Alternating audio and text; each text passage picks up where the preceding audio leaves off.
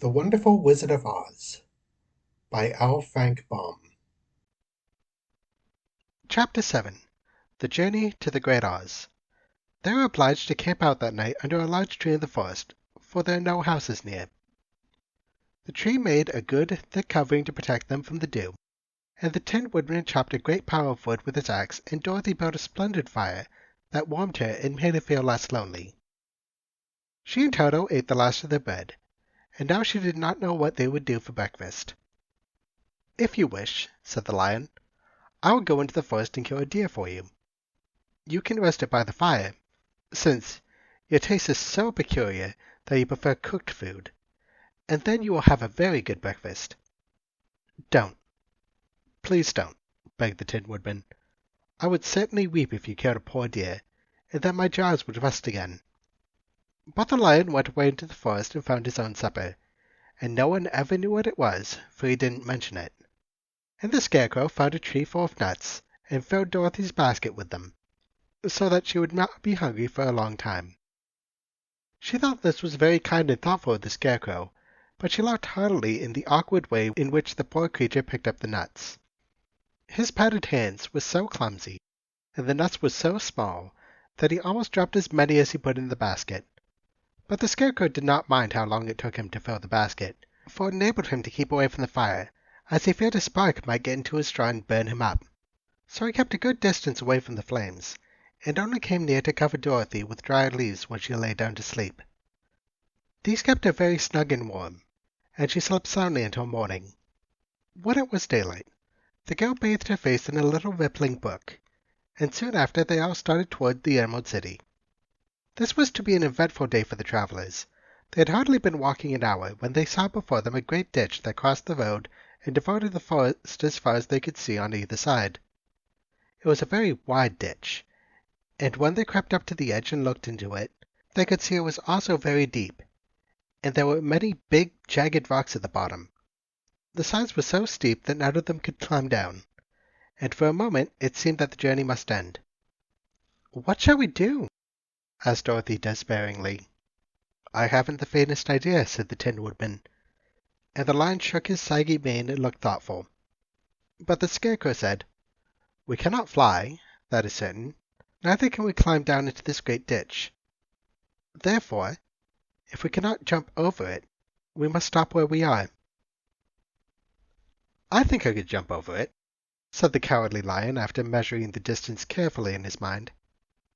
"Then we are all right," answered the Scarecrow, "for you can carry us all on your back, one at a time." "Well, I'll try it," said the Lion. "Who will go first?" "I will," declared the Scarecrow, "for if you found that you could not jump over the gulf, Dorothy would be killed, or the Tin Woodman badly dented on the rocks below. But if I'm on your back it will not matter so much, for the fall will not hurt me at all." "I'm terribly afraid of falling myself," said the Cowardly Lion, "but I suppose there is nothing to do but try it. So get on my back, and we will make the attempt." The Scarecrow sat upon the Lion's back, and the big beast walked to the edge of the gulf and crouched down. "Why don't you run and jump?" asked the Scarecrow. "Because that isn't the way we lions do things," he replied. Then, giving a great spring, he shot through the air and landed safely on the other side. They were all greatly pleased to see how easily he did it, and after the Scarecrow had gone down from his back, the Lion sprang across the ditch again. Dorothy thought she would go next. So she took Toto in her arms and climbed on the Lion's back, holding tightly to his mane with one hand. The next moment it seemed as if she was flying through the air, and then, before she had time to think about it, she was safe on the other side. The Lion went back a third time and got the Tin Woodman, and then they all sat down for a few moments to give the beast a chance to rest, for his great leaps had made his breath short, and he panted like a big dog that had been running too long. They found the forest very thick on this side, and it looked dark and gloomy. After the Lion had rested, they started along the road of yellow brick, silently wondering, each in his own mind, if they ever would come to an end of the woods and reach the bright sunshine again. To add to their discomfort, they soon heard strange noises in the depths of the forest, and the Lion whispered to them that it was in this part of the country that the Kalidahs lived. "What are the Kalidahs?" asked the girl. "They are monstrous beasts, with bodies like bears and heads like tigers," replied the lion, "and with claws so long and sharp that they could tear me in two as easily as I could kill Toto. I'm terribly afraid of the Kalidas." "I'm not surprised that you are," replied Dorothy. "They must be dreadful beasts." The lion was about to reply when suddenly they came to another gulf across the road, but this one was so broad and deep that the lion knew at once he could not leap across it. So they sat down to consider what they should do, and after serious thought the Scarecrow said, "Here is a great tree, standing close to the ditch. If the Tin Woodman could chop it down so that it will fall to the other side, we could walk across it easily." "That's a first-rate idea," said the lion. "One would almost suspect you had brains in your head instead of straw."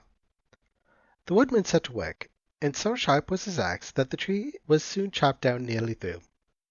Then the lion put his strong front legs against the tree and pushed with all his might, and slowly the big tree tipped and fell with a crash across the ditch, with its top branches on the other side. They had just started to cross this queer bridge when a sharp growl made them all look up, and to their horror they saw running toward them two great beasts with bodies like bears and heads like tigers. "They're the Kalidas," said the Cowardly Lion, beginning to tremble. "Quick!" cried the Scarecrow. "Let us cross over." So Dorothy went first, holding Toto in her arms. The Tin Woodman followed, and the Scarecrow came next. The lion, although he was certainly afraid, turned to face the Kalidas, and then he gave so loud and terrible a roar that Dorothy screamed and the Scarecrow fell over backwards, while even the fierce beast stopped short and looked at him in surprise.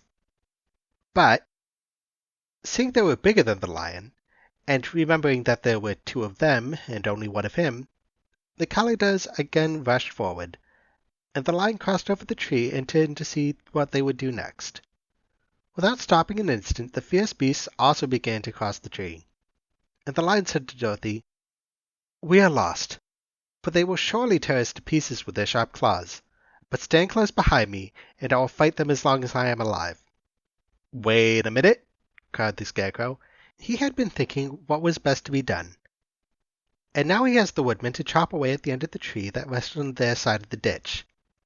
The Tin Woodman began to use his axe at once, and just as the two Kalidas were nearly across, the tree fell with a crash into the gulf, carrying the ugly, snarling boots with it, and both were dashed to pieces of the sharp rocks at the bottom.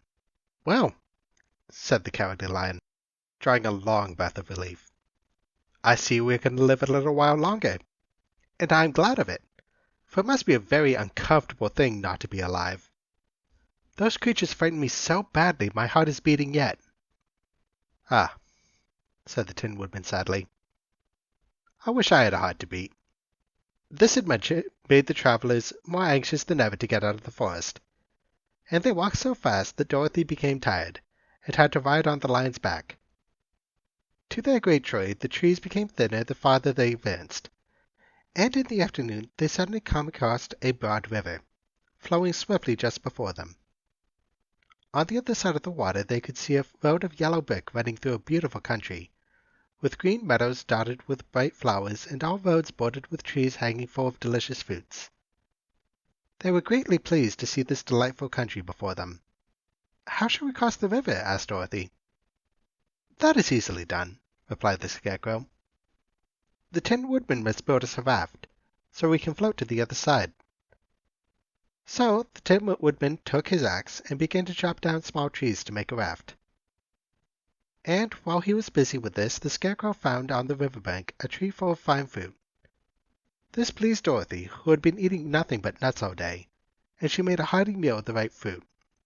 But it takes time to make a raft, even when one is as industrious and untiring as the Tin Woodman, and when night came the work was not done. So they found a cozy place under the trees where they slept well until the morning, and Dorothy dreamed of the Emerald City, and of the good Wizard Oz, who would soon send her back to her own home again.